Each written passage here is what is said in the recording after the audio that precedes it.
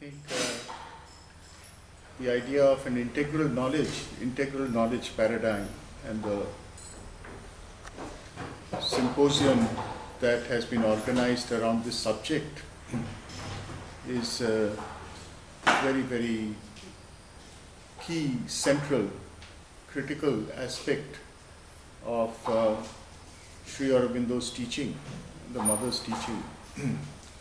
Because from a certain point of view, that's the central goal, I would say, looked at from a certain direction of the integral yoga, to arrive at an integral consciousness and to have an integral knowledge. So integral knowledge, I hope this forum lends itself very nicely to discussion. And since this is the first event in this collective yajna for offering ourselves to the integral knowledge, which is beyond us, I think I will speak for some time, and then we can open up the ramifications of this idea before going on to the next presentations. So, Indian thinking has conceptualized knowledge, jnana, first in terms of vidya and avidya. Vidya, or knowledge per se, in the Indian idea, one could say is unitary knowledge, knowledge of the one by the one, the single consciousness that knows itself. Avidya, phenomenal knowledge or separative knowledge, knowledge arising out of separation of the separation. But then it looks at this entire paradigm in greater detail. And Sri Aurobindo picks this up in certain ways and develops some of these ideas in his own way. And one of the ways in which this idea of knowledge and ignorance expand in the thought of Sri Aurobindo has to do with integral knowledge. Integral knowledge, in a simple way, we could say is supramental knowledge. Supramental knowledge is integral. Integral because it is the knowledge of the one in itself and in all its possibilities. It's oneness, it's the complex oneness of the one in every possible way. So this oneness that can manifest, represent itself, and in the representation not lose itself as presentation. This becomes the whole idea of knowledge moving into a becoming. So integral knowledge we can think of in terms of the classifications of supramental knowledge into forms: Vijnana, Pragyana, Samjnana, and Ajnana. So Vijnana, primary, can be thought of as integral knowledge. Integral knowledge. And I will read later the passages from the Synthesis of Yoga where he describes these in some form to the degree that we need for our consideration here. So integral knowledge as Vijnana, if we compare it or consider it as a range moving from jnana or vidya to avidya, integral knowledge as Vijnana is the self-presentation of the one. It is of the nature of sight. It's interesting because Sri Aurobindo will describe it. It is a kind of sight. It is the origin of darshan. It is the darshan of the one of itself. Because he describes it in terms of the self-seeing of the one. It's the origin of reflexivity, the one turning on itself to see itself. The seer, in the Upanishads, they'll talk about this progression as Kavi, Manishi, Paribhu in the Isha Upanishad. We'll get to that in a moment, how that progression occurs in this case. But the seer, the Kavi, the one who sees himself, the one who infinite knows himself only by identity, can yet turn upon himself to see himself, map himself to himself in a single glance, something incomprehensible because the mind cannot comprehend. The nature of infinity seeing itself in a single glance. The paradox of the one and the infinite coexisting in sight. So this becomes the basis of divine supramental knowledge, of Vijnana. Now, seeing itself as one and in its own parts as one, and in a single flash at once, instantaneously, can then also be other forms of self-attention. And these forms of self-attention are degrees of Vijnana, degrees and modes of Vijnana. The first of them is Pragyana, in which the parts of the one are given prominence. It is the coming into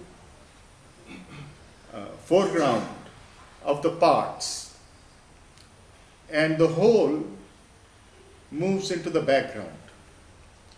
In Supermind, this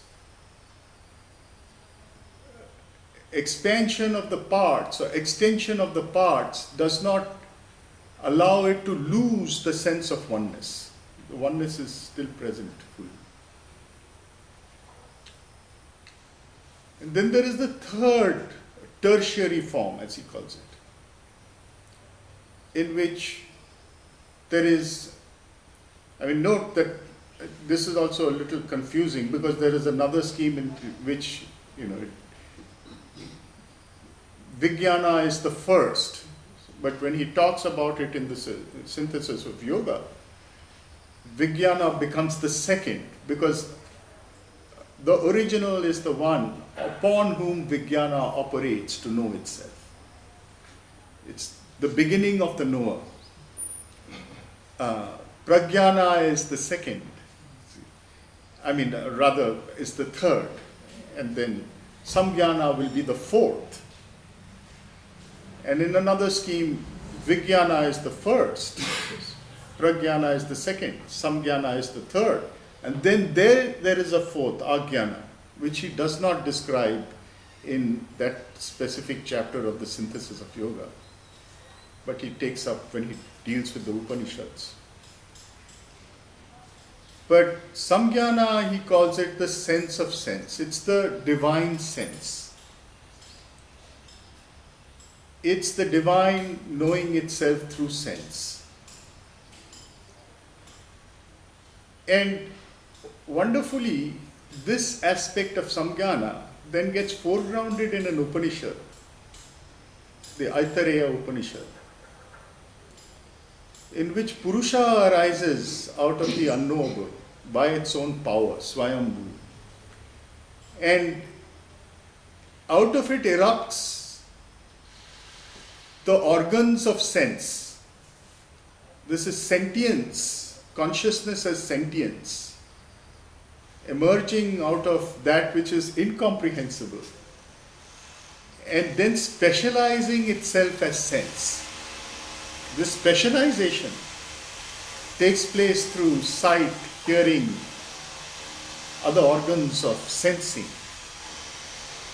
by which the one knows itself through these various modalities. And out of this ability to know itself through sense, it projects the objects of sense. Each one of these projects a universe. The universe of sight, the universe of sound, the universe of smells, of colors. These universes are born. Of course, they are consolidated universes. There's one universe. And then, as if in a reverse process, the creatures arise. Well, there is a step before that, and that is the step of the sacrifice of Purusha. In the Aitareya Upanishad, this aspect of the sense of sense, or the essence of sense, is foregrounded in the way in which this sacrifice is described as the fall of the organs of sense. The organs of sense are the gods. It is as if the eyes of God drop into this inconscient ocean and become the possibility of sight in the universal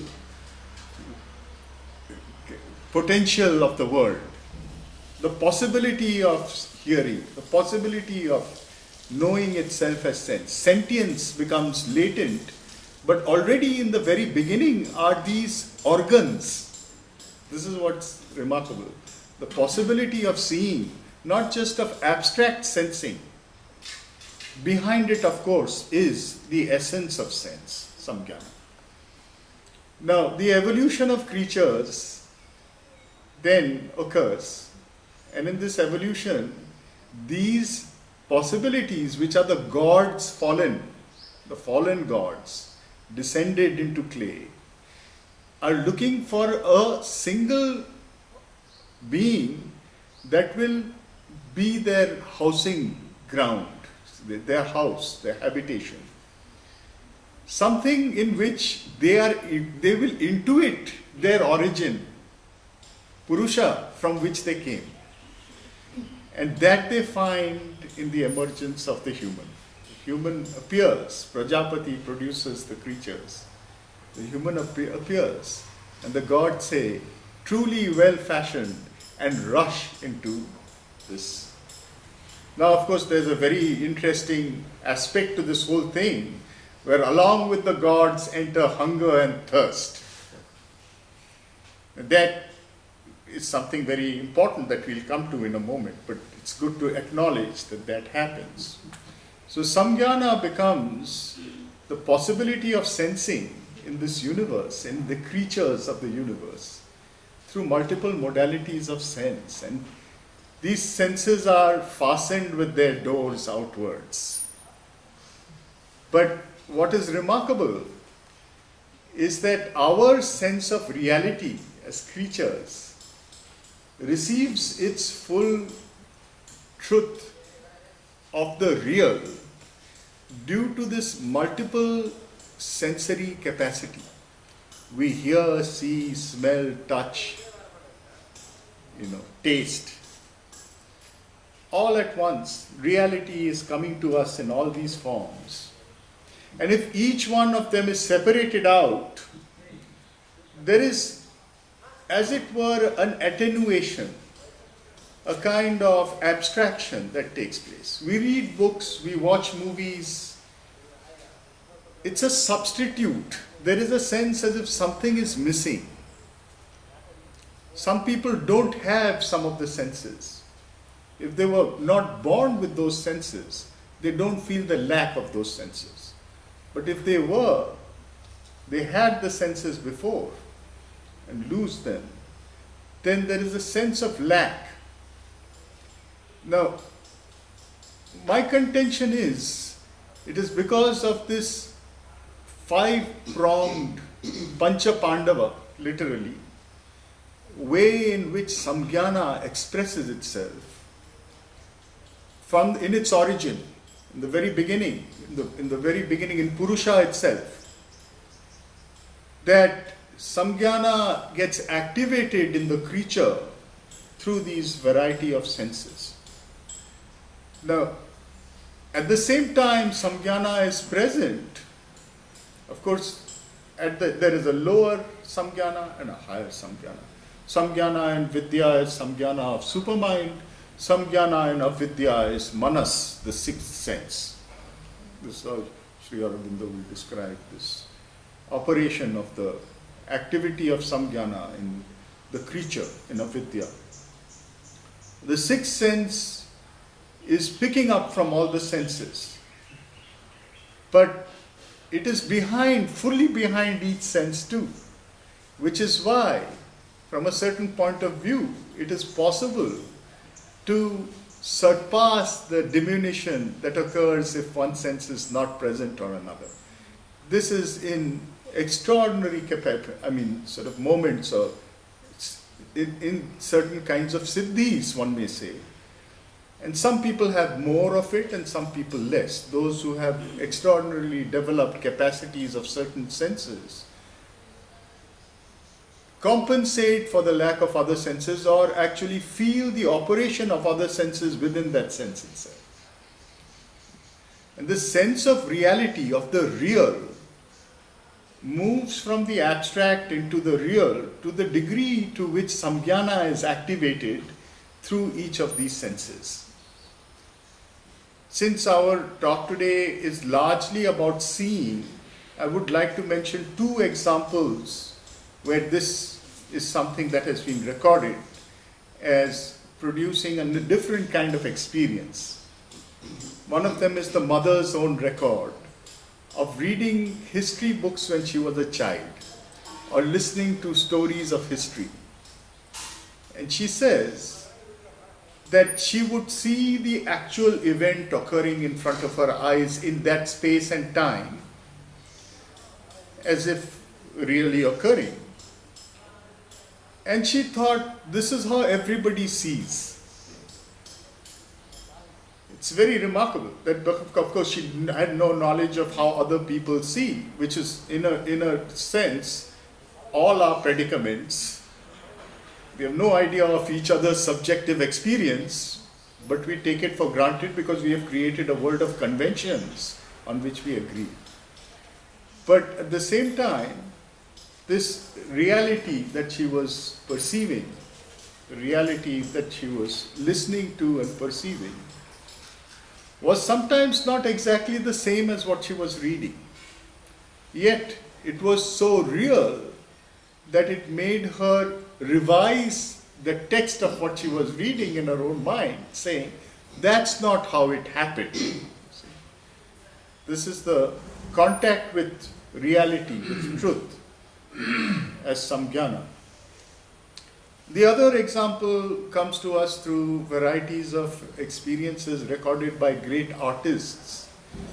And for example, in the Chinese and Japanese traditions, there are repeatedly stories of people, great artists, who painted something. A great artist was in a studio and a student came in and said, "Oh, the fragrance of lotuses in this room." Of course, there were no lotuses in the room, but the person had just painted a lotus. Again, it's the power of activating samjnana that gives the complete reality of all the senses, in a way. This is, some people today call it synesthesia, the ability to sense different senses in certain specific senses. So, samjnana operates in terms of the knowledge of reality through sense, sentience. And just as with pragyana, samjnana also has these two vidya operations, which means that it lends itself to an evolution or a yoga. There is a way by which we can proceed from samjnana in the avidya to samjnana in the vidya. This yoga would be the yoga of samjnana. It would be worthwhile to also talk about ajnana, which is the fourth type of knowledge. And this is the knowledge of action through the will. Knowledge through will. Knowledge through becoming. Knowledge which comes not in the thinking, but in the doing. There is a certain form of knowledge that cannot be taught. Knowledge can only be taught to some extent. The rest of it is in the act, in the acting. So this continuous becoming of the divine in ways in which we cannot see, but we can only experience in the doing, in the process of becoming. Knowledge is process. This is Ajnana. Now, I'll read a little bit from the Synthesis of Yoga on this, just the bare descriptions to bring us into Sri Aurobindo's thought, because all this is something that each one of us has to experience and grow in experience, because it's of course all an evolution and something that can only be talked about in terms of the degree to which one has experienced any of them. But here is Sri Aurobindo, the beginning of the chapter, the supramental sense, chapter 24 of the Synthesis of Yoga, and I read from this part. When the consciousness of the being is withdrawn wholly into itself, it is aware only of itself, of its own being, its own consciousness, its own delight of existence, its own concentrated force of being. And of these things, not in their forms, but in their essence.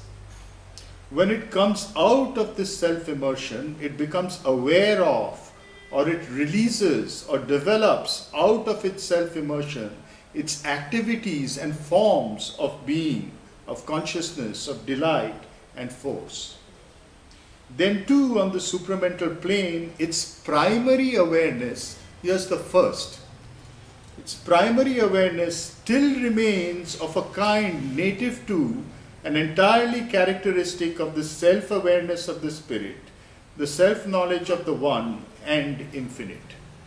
It is a knowledge that knows all its objects, forms and activities comprehensively by being aware of them in its own infinite self, intimately by being aware in them as their self, absolutely by being aware of them as one in self with its own being. All its other ways of knowledge are projected from this knowledge by identity. Our parts or movements of it, or at the lowest, depend on it for their truth and light, are touched and supported by it, even in their own separate way of action, and refer back to it overtly or implicitly as their authority and origin. So that is one, knowledge by identity. The activity which is nearest to this essential knowledge by identity is the large embracing consciousness, especially characteristic of the supramental energy, which takes into itself all truth and idea and object of knowledge and sees them at once in their essence, totality, and parts or aspects, Vijnana. Its movement is a total seeing and seizing. It is a comprehension and possession in the self of knowledge, and it holds the object of consciousness as a part of the self or one with it, the unity being spontaneously and directly realized in the act of knowledge. Another supramental activity puts the knowledge by identity more into the background and stresses more the objectivity of the thing known. Its characteristic movement, descending into the mind, becomes the source of the peculiar nature of our mental knowledge, intelligence, prajnana. In the mind, the action of intelligence involves at the outset separation and otherness between the knower, knowledge, and the known. But in the supermind, its movement still takes place in the infinite identity, or at least in the cosmic oneness. Only the self of knowledge indulges the delight of putting the object of consciousness away from the more immediate nearness of the original and eternal unity, but always in itself, and of knowing it again in another way, so as to establish with it a variety of relations. It's the movement from the one to the many. It is what makes Leela possible. This is important because ultimately, Sri Aurobindo's work moves towards Leela. The entire justification of the universe is Leela Vada. It's the play of the one in the many. Indulges the delight of putting the, but always in itself, of knowing it again in another way, so as to establish with it a variety of relations, of interaction, which are so many minor chords in the harmony of the play of consciousness. The movement of the supramental intelligence, pragyana, becomes a subordinate, a tertiary action of the supramental, for the fullness of which thought and word are needed. The primary action, because it is of the nature of knowledge by identity or of a comprehensive seizing in the consciousness, is complete in itself and has no need of these means of formulation.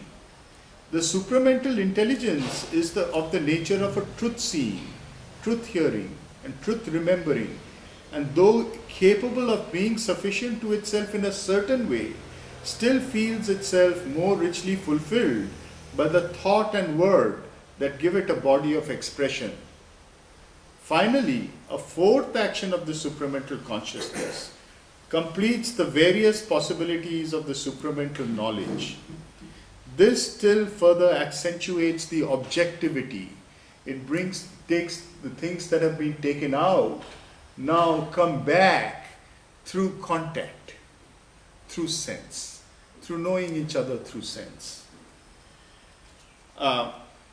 Puts it away from the station of experiencing consciousness and again brings it to nearness by a united contact effected either in a direct nearness, touch, union, or less closely across the bridge or through the connecting stream of consciousness, of which there has already been mention. It is a contacting of existence, presences, things, forms, activities, but a contacting of them in the stuff of the supramental being and energy, not the divisions of matter and through the physical instruments that creates the supramental sense, samgyana. I will stop here, then he goes on to discuss samgyana some more and then relates it to the others. But acknowledging these forms of supramental knowledge, we then come to the question of how to arrive at that knowledge. That is the whole project, as I see it, of this wonderful seminar on the integral paradigms of knowledge. How do we arrive there? And actually, I would say this is the central project of Sri Aurobindo's yoga also. How do we arrive at an intuitive consciousness that will bridge the avidya and the vidya? And how do we normalize such an intuitive consciousness? This would make possible a divine life on earth. Without this, such a divine life is impossible to achieve on earth. This is the reason why it is so key, critical. The whole thing about formation of an intuitive consciousness. Now, in the chapter on the intuitive mind, Sri Aurobindo talks about 4 ways of getting to this intuitive consciousness. These 4 ways I will summarize because you can all read it and time is short, and naturally by summarizing I am also distorting, but you can get the original text from Sri Aurobindo. The first of these ways is the one he himself experienced and followed, which is through the complete silencing of the mind and the allowance of a higher consciousness to descend into it, to change the station of consciousness. Originally, to completely silence the mind and rise into a higher consciousness and operate from there, and gradually make that consciousness descend into mind, life and body. The second one is in a way similar to the first, but it does not proceed by a complete and utter silencing of the mind. It proceeds by an inward turn, which then by receptivity opens itself to the higher knowledge from above and begins receiving it as a descent. The third method he proposes is related to what we may call the coming to the front of the psychic being. The intuition that arises from the psychicization, the psychic opening and eventual psychicization of the nature. It's interesting that when Sri Aurobindo was writing this in the intuitive mind, he gives greater privileging to the first two methods over this third by saying the difficulty with the psychic approach is that it is still surrounded by too much vital stuff, and therefore there is too much danger of ignorance surrounding it. And unless there is a good deal of purification, the psychic beings coming to the front is marked by error for a long time. And hence, the opening to the purity above is in a way a greater foolproof beginning method. Of course, we all know that the method of the psychic being was given much greater prominence later in the ashram itself. But I would also hazard that perhaps part of the reason for that was the presence and working of the mother. As Sri Aurobindo says, the mother by her gaze looks straight into the psychic and by her touch connects the psychic to the physical being. This action of the mother, physical action of the mother, made it much more dynamically possible for the third method to become the primary one while she was in her body. Maybe it is even now for many. But it is to be noted that it requires a lot of purification for the psychic to really become the leader of this particular process of developing the intuitive mind.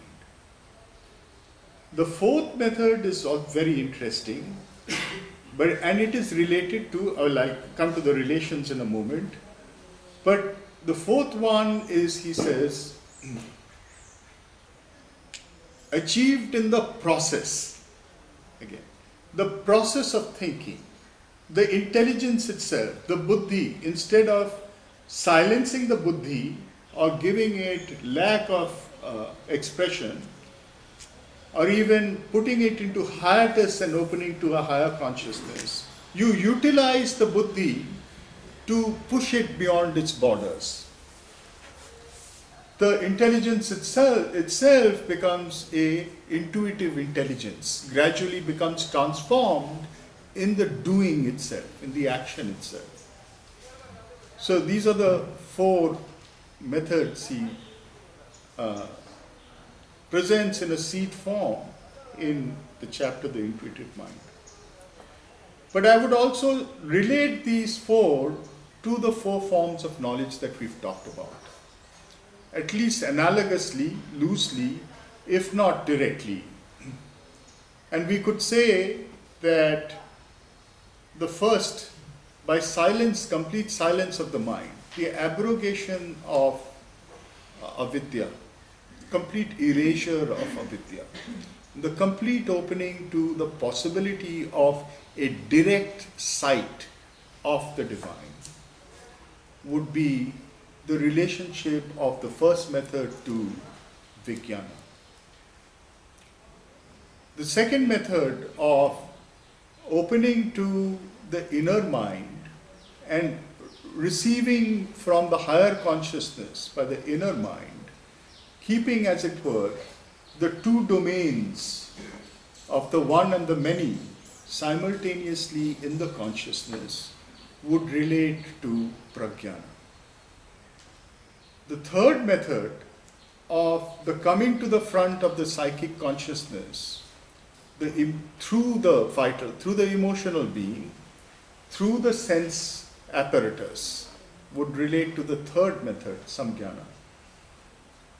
And the process of becoming, knowing through process would relate, or the fourth method of intuition would relate to the fourth method of a form of knowledge, ajnana.